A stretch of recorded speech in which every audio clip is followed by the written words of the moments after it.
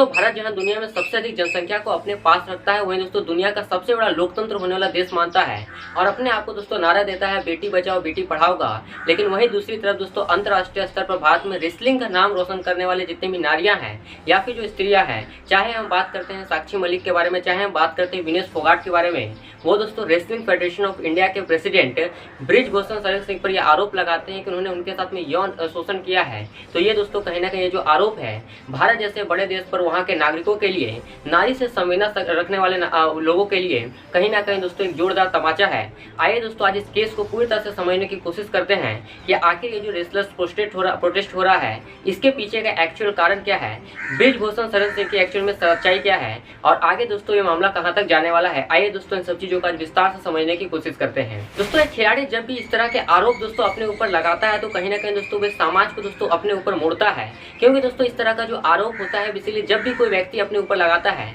तो समाज का ध्यान दोस्तों उसकी तरफ एक अलग नजरिया से निकलकर सामने आता है और एक खिलाड़ी दोस्तों अपनी अच्छी और बुरी चीजों को दांव पे लगाकर दोस्तों इन सब चीजों को अपने ऊपर आरोप लगाता है। और आज के समय में दोस्तों अंतर्राष्ट्रीय स्तर पर रेसलिंग को आगे बढ़ाने वाले, भारतीय रेसलिंग को जो आगे बढ़ाने वाले जितने भी प्लेयर्स हैं, चाहे हम बात करते हैं दोस्तों इसमें साक्षी मलिक के बारे में या फिर विनेश फोगाट के बारे में, या फिर जो पुरुष हैं चाहे हम बात करते हैं दोस्तों यहाँ पर रवि कुमार दहिया के बारे में या फिर ब्रज पुनिया के बारे में, इन लोगों ने मिलकर दोस्तों रेसलिंग प्रोटेस्ट कर रहे हैं। इनका दोस्तों ये आरोप है, अगर हम जनवरी से कहानी को शुरुआत करते हैं, शुरू से कहानी को शुरुआत करते हैं तो दोस्तों जनवरी में बेसिकली दोस्तों 18 जनवरी का वो समय निकलकर सामने आता है जब दोस्तों ये एक साथ मिलकर प्रोटेस्ट करने के लिए उतरते हैं। बाद में दोस्तों ये काफी सारे और भी चीजों को लेकर और भी दोस्तों प्रोटेस्ट आगे बढ़ता है धीरे धीरे। इनका दोस्तों ये आरोप है कि रेसलिंग फेडरेशन ऑफ इंडिया के जो अध्यक्ष आपको देखने को मिलते हैं ब्रिजभूषण शरण सिंह, जो कि वर्तमान में इसके अध्यक्ष है, वो दोस्तों महिलाओं के साथ यौन शोषण करते हैं। अब दोस्तों जिनको ब्रिजभूषण शरण सिंह के बारे में नहीं पता है उनको मैं आगे बताऊंगा, लेकिन पहले इसके बारे में थोड़ा सा अच्छी चीजों से बात करते हैं कि वर्तमान चीजें क्या चल रही है।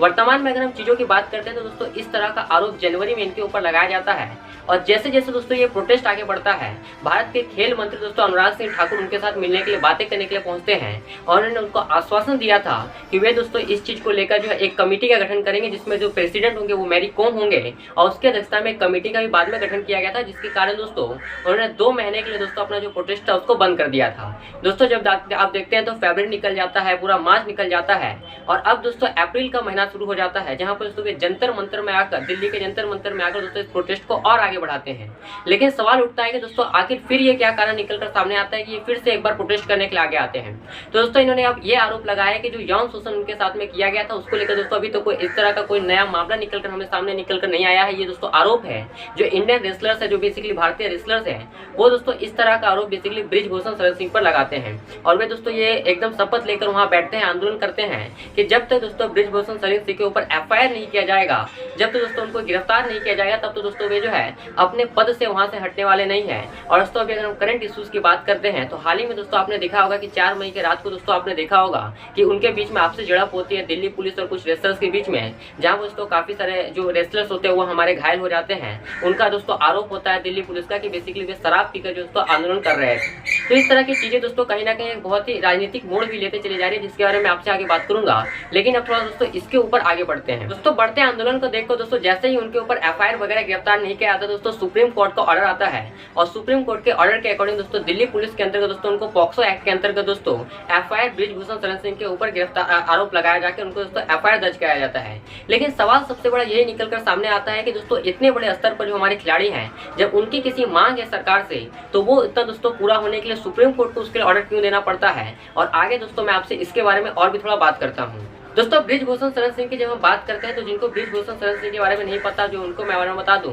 तो ब्रिजभूषण शरण सिंह दोस्तों 6 बार दोस्तों बीजेपी की तरफ से सांसद रह चुके हैं। ये बेसिकली रेसिडेंस हैं गोंडा की तरफ से और ये दोस्तों रेसलिंग फेडरेशन ऑफ इंडिया को संभाल रहे हैं बेसिकली 2022-12 से। और तभी से इनके ऊपर आरोप लगाया गया है कि तभी से दोस्तों ये कहीं ना कहीं महिलाओं के ऊपर यौन शोषण के ऊपर इनका आरोप लगाया जाता है। ब्रिजभूषण शरण से दोस्तों जो कि अपने खुद ही स्वीकार करते हैं, पिछले जब वे ललन का ऊपर एक बार इंटरव्यू दे रहे थे तो उन्होंने इस बात को खुद ही स्वीकार किया था कि उन्होंने दोस्तों अपने जीवन में केवल एक बार क्राइम किया है, एक बार मर्डर किया है। मेरे हाथ से एक हत्या हुई है, लोग जो कुछ भी कहे मैंने एक हत्या की है। रविंदर को जिस आदमी ने मारा है मैंने हाथ छुड़ा करके और उसको तुरंत राइफल से उसके पीठ पर रख करके मार दिया। और मर गया। लेकिन सवाल वही उठता है दोस्तों कि आखिर अब तक उनको इस मामले में कोई गिरफ्तार क्यों नहीं किया। अगर उन्होंने एक बार क्राइम भी किया, उन पर आईपीसी की बड़ी बड़ी धाराएं लगाई जा सकती थी, उन पर उनको ये धाराएं कहीं नहीं लगाई गई, उनको गिरफ्तार क्यों नहीं किया गया। और दोस्तों तीसरा जो सबसे बड़ा सवाल निकलकर सामने आता है कि अंतर्राष्ट्रीय स्तर पर दोस्तों भारत का नाम ऊंचा करने वालों के नाम ऊंचा करने वाले जो खिलाड़ी हैं, उनको अगर सरकार से किसी प्रकार से शिकायत है तो आखिर उनको शिकायत को सुनने के लिए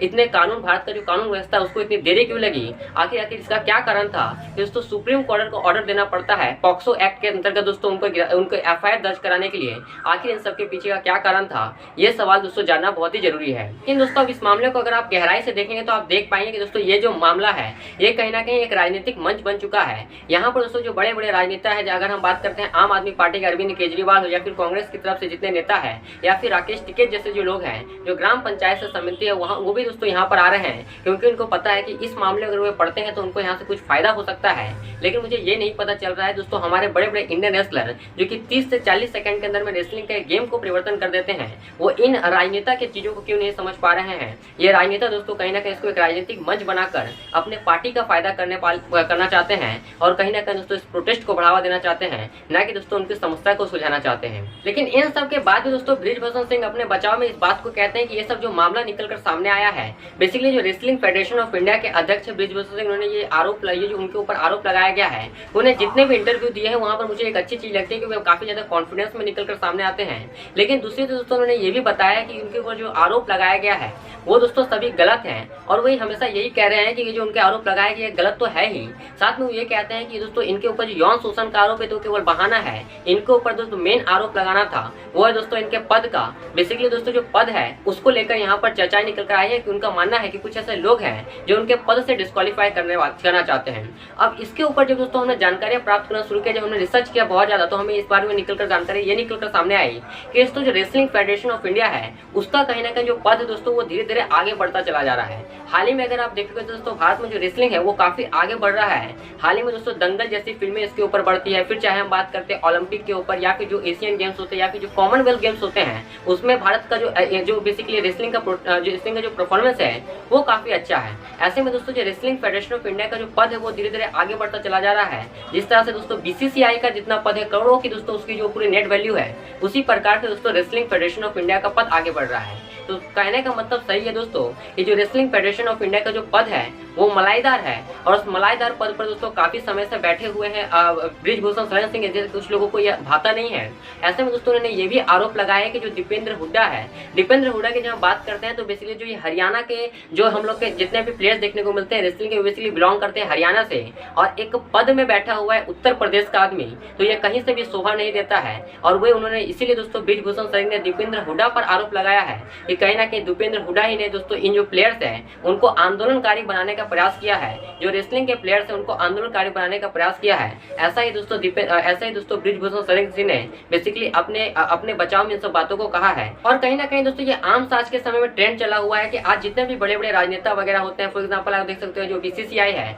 वहाँ पर बड़े पद पर जो तो अमित शाह जी के बेटे आज जय शाह जी बैठे हुए हैं, वहाँ के सेक्रेटरी है, बीसीसीआई के सेक्रेटरी है, एशिया कप के प्रेसिडेंट वगैरह है। तो जो सीट मलाईदार होती है तो मलाईदार आदमी भी होना चाहिए। इसीलिए दोस्तों यहाँ पर मुझे ऐसा लगता है कि जो पूरा मामला हो रहा है ये यौन शोषण का तो हो ही सकता है या नहीं भी हो सकता है, वो मुझे नहीं पता है। लेकिन जो मेन मुद्दा निकलकर सामने आया है, जिसमें जो कि हमने अपने रिसर्च में पाया है कि ये जो मेन मामला निकलकर सामने आ रहा है वो दोस्तों पद का मामला निकलकर सामने आ रहा है। कहीं ना कहीं जिस तरह से बृजभूषण शरण सिंह अपने बचाव में जो बात को कहते हैं वो बात कहीं ना कहीं उनकी सही भी लगती है। अब तो फिलहाल इस पर हम कुछ नहीं कह सकते हैं कि इस पर क्या सही है क्या गलत है, कौन सही है कौन गलत है। लेकिन दोस्तों हमें इसके लिए बेसिकली सुप्रीम कोर्ट के फैसले का इंतजार करना होगा। उन्होंने क्लियर चिट दे दिया है कि आप पहले जाइए दोस्तों अपने जिला न्यायालय वगैरह में या फिर हाईकोर्ट में जाइए, तो जब तक केस आगे बढ़ेगा तभी दोस्तों हम इसके बारे में कुछ कह सकते हैं कि यहाँ पर कौन सही है और कौन गलत है। क्या जो बृजभूषण शरण सिंह को जो आरोप लगाए गए हैं वो सही है या फिर गलत है। लेकिन इन सब चीजों को लेकर आपका क्या ओपिनियन वो बहुत ही मायने रखता है, इसलिए आप नीचे कमेंट करके जरूर बताइएगा। लेकिन मुझे जो सबसे बड़ी चीज लगती है दोस्तों की कहीं ना कहीं आज भी दोस्तों जो भारत जैसा देश जो कि भारत दोस्तों दुनिया में सबसे बड़ा लोकतंत्र होने का दावा करता है,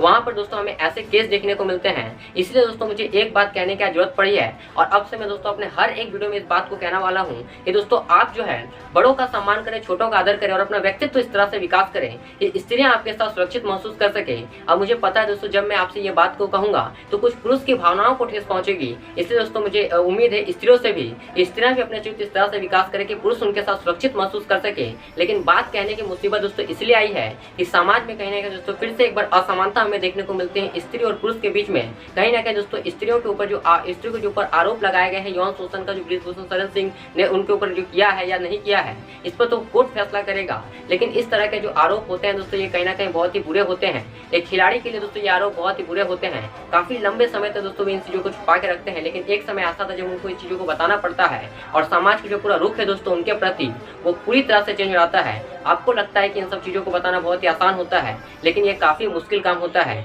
इसीलिए दोस्तों अब मैं हर एक वीडियो में अपने ये कोट लाइन को कहने वाला हूँ। वैसे दोस्तों अगर ये वीडियो अच्छा लगा होगा तो अपने दोस्तों के साथ शेयर कीजिएगा, और अच्छा लगा होगा दोस्तों इस वीडियो को लाइक कीजिएगा। ऐसे बहुत सारे वीडियो आपके लिए करने वाले हैं, तो चैनल को सब्सक्राइब करके बेल आइकन जरूर प्रेस कीजिएगा। मैं मिलता हूँ आपसे वीडियो में, तब तक के लिए बहुत बहुत धन्यवाद।